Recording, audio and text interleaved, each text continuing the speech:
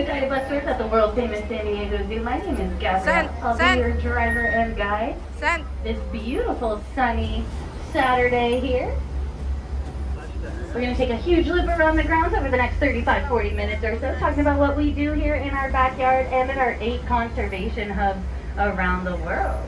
Now, by stepping through our front doors here today, you guys are all officially heroes for wildlife, helping to create a world where all life thrives, because we have conservation hub animal, the Malayan tiger. Let's see if we get lucky and spot this striped beauty coming up on the right-hand side. They've been a little bit shy, we might not be able to see them. Tiger? It looks like they are following. Now there are a couple other animals in that habitat with them as well. Down at the bottom, you guys might see more of those Allen swamp monkeys. You might see some otters down there as well. Those guys really cool. They're down by the waters, and their name suggests swamp monkey, right? Because they have these very cool webbed feet and hands to help them wade through the water. But they're also avid fishermen as well.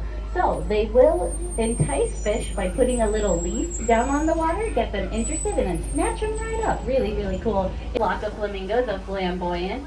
Now the males have about 136 dance moves that they use to impress the ladies, but the girls don't get out scotch-free during the mating season. They actually use the oils from those keratin. I do see some of our Sphinx gazelles and our lesser kudu in the next habitat. Now the Sphinx gazelles are the smaller guys. Lesser kudus are the larger ones with the white stripes. You can see if you can find some of those over here. Now, if you find yourself over here a little bit later, you can get a nice good view of the noses of the Sphinx gazelles, those little guys. There's one over there in the shade. They have these very unique little noses. This very cool thing that they can do with them. They can actually inflate them, just like a balloon. Really, really cool technique. Makes this awesome, adorable little honking noise as well. So if you can see that, very lucky. It's not added to your list of things to Google. Definitely worth the watch. I'm going to come to a stop here. We might get lucky, but they've been a little bit like cattle and got them thriving again. Really, really cool. All from his efforts alone. Oh, and let's see. Usually they're pretty up and center our Garanex, but they might be in the back. Oh, there he is in the corner. Garanex, that long neck over there, kind of like a gazelle. Those guys have that cool adaptation with that long neck to get the sweet food in the middle of our gazelles and our giraffes. Yeah, Garanex, very cool. And we've got our Chicoan peccaries on the right-hand side. These guys, critically endangered, come from Argentina and Uruguay. If you listen really carefully, they actually, you can hear them singing sometimes. Yeah, singing about Lionel Messi coming to Miami. No, just kidding. That's a joke. They don't sing. No soccer fans on board? No? Okay. Now, on the left-hand side, we've got our Skyfari aerial tram over here on the left. This is the west entrance. Going to take you all the way.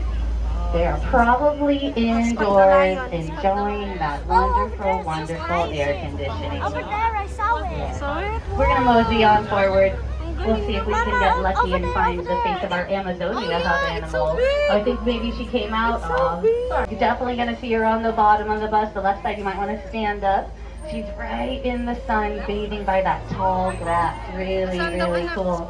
Yeah, and Indiri's the best, our jaguar. Now, she's also part of the big cat family, just like our lion friends that we didn't get to see, unfortunately. But she's small, but she is very, very mighty, you guys. She has the strongest bite force pound for pound of all of the big cats. Can even take down an animal called a caiman, which is similar to an alligator or a crocodile. Really amazing. Now you can tell that this is a jaguar based on her spots as well. So she's got those big round spots with all the dots in the middle. That's a rosette pattern. That's going to be your indicator that this is a jaguar all over her body. Also location. Jaguars sound really cool. One of my personal favorite animals here is the San Diego Zoo. She can even go snorkeling as well. She's hunting for that caiman. Has the thumbs up. Excellent. All right, check that out. I believe that is Shaba, our female African elephant, the oldest elephant we have here at the San Diego Zoo, about 43 years old. And what's cool about that is that our elephants are actually a matriarchal society, meaning she's the leader of the herd here. Yeah, ladies lead the way out there in Africa. Super, super cool. They also notice that the leader of the herd is very calm and collected in that trunk alone.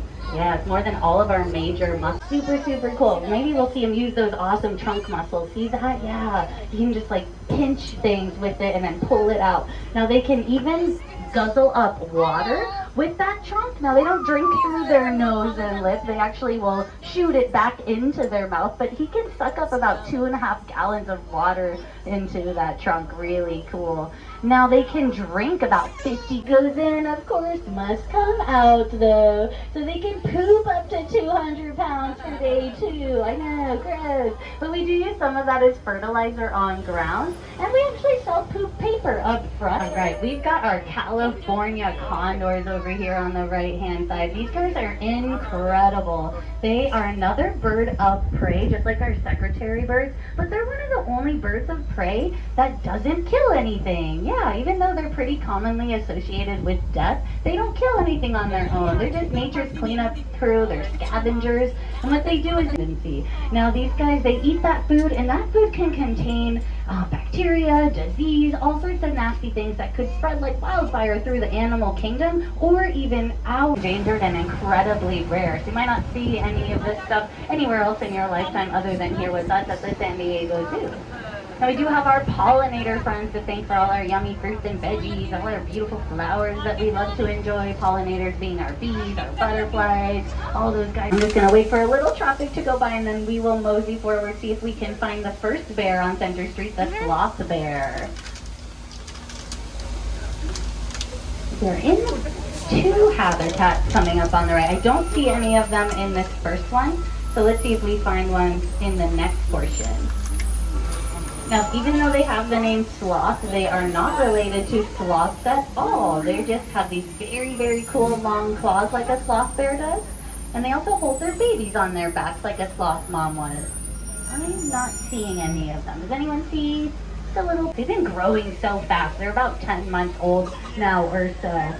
Let us see. I believe that's Alba, their mother. Yes, so 2 cubs somewhere in here as well. But these guys very, very special because they are the last short-faced bear on the planet, in my opinion. Because over there in South America, they live in these very, very flimsy trees, these branchy trees. They break them down, creating nests, and that's where they would prefer to sleep and hang out.